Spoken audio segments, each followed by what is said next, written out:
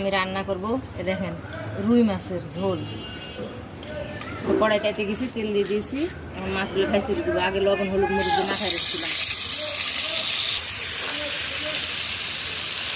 ভালো করে দাও, একসাথে দিয়ে দেবো সব, দিয়ে দাও। বড় কড়াইতে ধরে দেবো।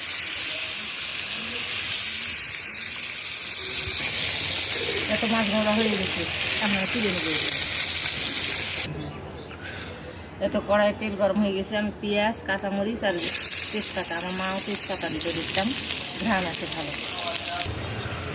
এতে এখন আমি আদা রসুন পেস্ট, এতে এখন আমি গুঁড়া মশলা দিয়ে দেবো, হলুদের গুঁড়া, মরিচের গুঁড়া, ধনের গুঁড়া, জিরার গুঁড়া, পরিমাণ মতো লবণ দিয়ে কষানো। মশলা কষানো হয়ে গেছে, এর মধ্যে অল্প পরিমাণে একটু আলু দিলাম, নতুন আলু দিলে মাছের সাথে ভালো লাগে। কষাই আগে কষানো হোক, তারপরে ঝোল দিয়ে নাচি। এটা আলু কষানো হয়ে গেছে, আমি পানি দিলাম ঝোলে, সিদ্ধ হোক আলু, তারপরে মাছ দেবো পরে। এটা আলু সিদ্ধ হয়ে গেছে, এখন আমি মাছ দিয়ে দেবো।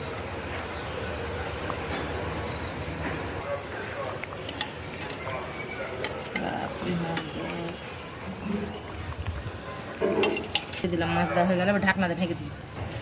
তখন আমি টমেটোগুলো দিয়ে দিই, ধনে পাতাও দিয়ে দেবো, একসাথে সব দিয়ে দিই, দিয়ে হয়ে যাবে। ধনে পাতা দিয়ে দিলাম, ধনে পাতা দিলে জিরার গুঁড়া দেওয়া লাগে, এমনি সুন্দর হয়। তো হয়ে গেল আমাদের রুই মাছের তরকারি, আলু টমেটো আর ধনে পাতা দিয়ে।